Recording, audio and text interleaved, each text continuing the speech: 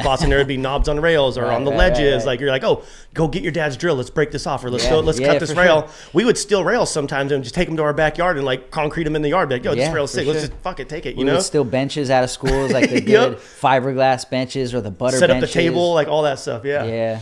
I look at like the landscape of like action sports, and we always talk about this, like the culture of sponsorships and money, and the way even Jaxxon or Santo Studio or the Jaxxon Media House looks at working with athletes.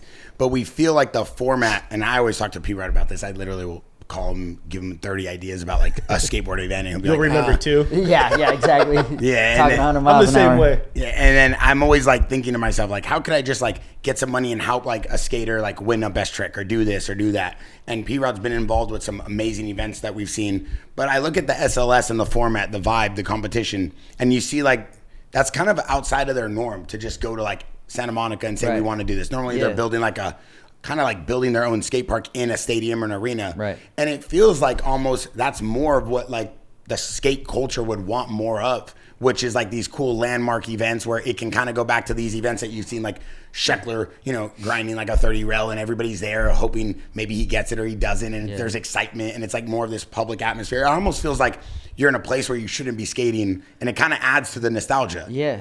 And like if you could kind of touch on that a little bit, because I feel like that's way more of a vibe.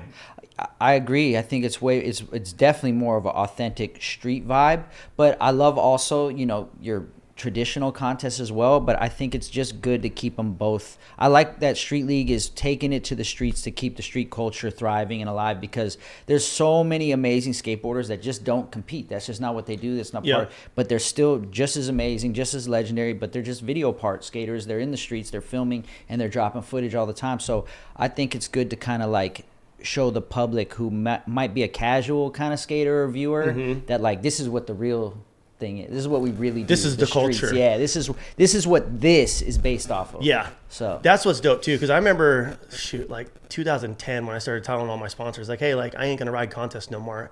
I've always got inspiration from snowboard videos, skate videos, motocross dudes that don't ride events like what you're saying, like that are some of the baddest dudes in the world that could go to a contest and win. That's just not their deal though. They don't care. They don't care about all that. They're like, I'm gonna go skate this spot, I'm gonna go ride this spot. So when I started telling my sponsors, I'm like, hey, I'm gonna just invest in myself.